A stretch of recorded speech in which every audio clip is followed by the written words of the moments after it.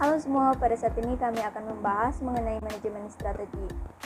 Chapter pertama yaitu mengenai the nature of strategy management. Apa itu manajemen strategi?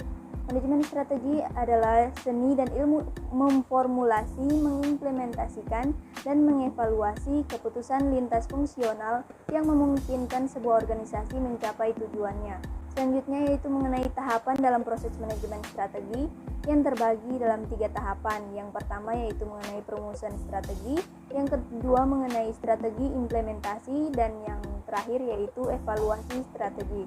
Penjelasannya dapat dilihat pada layar. Selanjutnya, manfaat manajemen strategis. Yang pertama, manajemen finansial, yaitu bisnis menggunakan manajemen strategis. Konsep menunjukkan peningkatan yang signifikan dalam penjualan, profitabilitas, dan produktivitas dibandingkan untuk perusahaan tanpa kegiatan perencanaan yang sistematis. Yang kedua, manajemen finansial, yaitu manajemen strategis menawarkan hal-hal nyata lainnya seperti peningkatan kesadaran akan ancaman eksternal, pemahaman yang lebih baik tentang strategi pesaing, peningkatan produktivitas karyawan, pengurangan resistensi terhadap perubahan, dan pemahaman yang lebih jelas tentang hubungan kinerja imbalan. Ada beberapa alasan perusahaan tidak melakukan perencanaan strategis, yaitu kurang pengetahuan atau pengalaman dalam perencanaan strategis, kedua struktur penghargaan yang buruk, ketiga pemborosan waktu, keempat terlalu mahal, dan kelima kemalasan. Beberapa jebakan yang harus diperhatikan dan dihindari dalam perencanaan strategis. 1. Menggunakan perencanaan strategis untuk mendapatkan kendali atas keputusan dan sumber daya. 2. Melakukan perencanaan strategis hanya untuk memenuhi persyaratan akreditasi atau peraturan. 3. Terlalu terburu-buru beralih dari pengembangan misi ke perumusan strategi. Kemudian pedoman manajemen strategis. Manajemen strategis tidak boleh menjadi mekanisme birokrasi yang melanggengkan diri. Sebaliknya, itu harus menjadi proses pembelajaran refleksif diri yang membiasakan manajer dan karyawan dalam organisasi dengan isu-isu strategis utama dan alternatif yang layak untuk menyelesaikan masalahnya. Selanjutnya chapter 2, The Business Vision and Mission.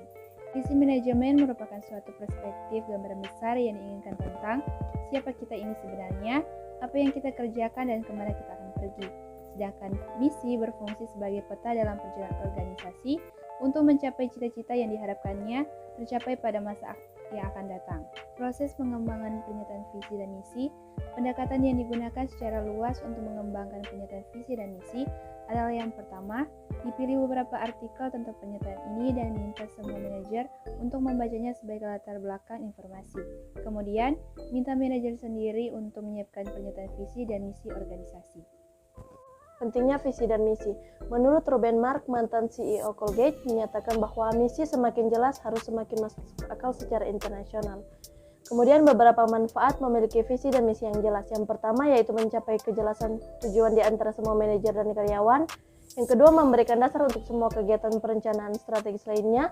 Yang ketiga, memberikan arahan. Yang keempat, menyediakan focal point untuk semua pemangku kepentingan perusahaan.